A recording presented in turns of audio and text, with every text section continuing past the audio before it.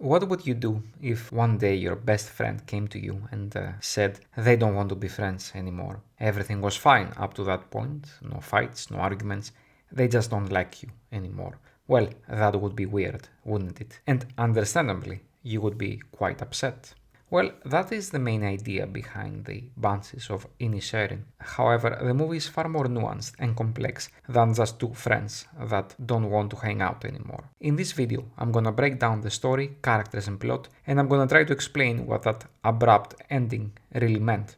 The movie is set in 1923, around the same time the Irish Civil War was going on, and the war plays a big part in the movie. In fact, the Civil War is used as a metaphor for the main conflict of the movie between its two main characters, Colm and Porrick. In the Irish Civil War, one side was the IRA, and on the other side you had the members of the Free States, the ones that accepted the treaty that Ireland signed with the British around the same time that the film is set on. The war was brutal and fractured Irish society, leaving its marks until this very day, and the Banshees of Inisherin uses it as a background and as an analogy for the war at home, and the home being the small and quiet village where Porrick and Colm lives. Colm represents the IRA much in the same way that the IRA refused to compromise and used brutal tactics to get their way, and Porrick's simple, quiet nature represents the Free States who compromised and signed a treaty with the British. Colm and Porrick's actions or inactions may represent the two sides of the Civil War, but only at the start of the movie. As the film progresses, Colm is so scarred by the violence that he inflicts on himself by cutting his fingers off that in the end he only wants a bit of peace, as he says to Colm's sister, Siobhan. And while Porrick starts as a man with simple needs, Colm's actions shock him so much that Porrick starts to abandon his quiet nature and gradually become impulsive and violent, and this leads him to burn down Colm's house. Porrick starts off as someone who's in peace, and Colm starts out as someone who isn't, and the film ends with both men drowned in emotional and physical pain. So you can easily flip the Civil War analogy and say that Colm represents the Free States and Porrick represents the IRA, although in a sense it doesn't really matter which side each character is supposed to be. A civil war destroys everything. There are no winners or losers, everyone suffers, and that's what happens at the end of the movie. For Porrick, several things had to happen to force him to leave his simple, quiet, and nice persona behind and change and become an impulsive and violent man. At the start of the movie, Porrick has everything he ever wanted. He was living a life of peace on the small, remote island. He had his sister Siobhan, his best mate Colm, and even his donkey Jenny to keep him company. When the rift between Porrick and Colm starts to get violent, it gradually starts to upset the small community, causing Siobhan to leave the island and find a job on the mainland. Porrick's donkey chokes and dies on one of Colm's fingers, and now Porrick has lost everything he ever cared for. All of these tragic events force Porrick to change, to become as unreasonable and violent as Colm. Now, there is this idea that permeates the entire film, that in order for people to change, some form of overwhelming force is needed. Porrick had to lose everything, and we assume that Colm has already lost a lot long before the movie started. He's clearly depressed and only cares about his music legacy. This overwhelming force for change is demonstrated in the movie by having Porrick saying that Colm stopped being nice all of a sudden, and Colm responds by saying that being nice doesn't get you anywhere.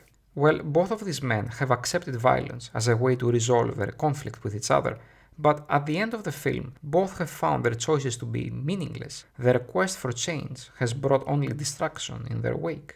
Colm has lost his fingers, he can't play music anymore, and he has deprived himself of the one love that he truly had. And Porrick has lost his sister, his donkey Jenny, and his inner peace that he loved so much. In the last frames of the film, after Porrick has burned down Colm's house, we see that Colm finds a little bit of respect for his former friend. Porrick isn't the same man that he was at the start of the film, yet they're mortal enemies now. Their friendship has been severed, and all they can hope for really is the hate between them to spark another violent conflict. Now, I think the film has a much more deeper meaning than the analogy for war, and that is the utter misery of life in a small, remote village. No one really has anything to do. We don't really see anyone working or doing something meaningful. Everyone just gathers around at the pub and drinks their sorrows away. It's possible that is the reason for Colm's depression. that he wanted to do something more with his life. But instead, he just sat around and drank and hung out with Porik until he felt that time was running out. And maybe that was the reason he took a creative, some will say, way of getting Porik to change. Maybe all of this, all the violence, cutting his own fingers off, was an extreme way of making life difficult for Porik. So he'll do what his sister did and just move to a different part of the country, to a city that has more opportunities, so he can have a chance for a better, happier life, at least from Cole's point of view. And I think the film shares that point of view, well, up to a point at least. Take a look at how the movie chooses to show Shoban's life in the village. We constantly feel the misery and the loneliness by seeing Shoban having meaningless and oftentimes soul-crushing interactions with either the old woman in black or the simple young man that wants to date her. Shoban is feeling left out, like she was meant for something more in this life than hanging out with a grim old woman, or the best groom that she has to hope for is a man with learning difficulties that gets abused by his father. She has to live in order to have a future in front of her, and that's exactly what she does. The Banshees of Inisherin uses war as a metaphor in order to change, but that change doesn't have to be violent. Porik and Cole chose violence as the means for that change, and they were left with only meaningless distraction in the end. Almost all the rest of the secondary characters either do nothing in the entire movie and decide to live the same miserable, lonely, drunken life that they always lived, or they choose to end their life, as shown when the young man drowns himself. The only character that was happy at the end of the film was Shoban, and she was happy because for her, change was leaving the hell out of the miserable and lonely little village in the middle of nowhere. And so maybe that is the meaning of the film. Choose violence and suffer, adapt, live, find a new life, and be happy. So that's it for today. If you like the video, take some time and check out my other videos. Subscribe and leave a comment with your thoughts. I would love to hear them. Thanks for watching.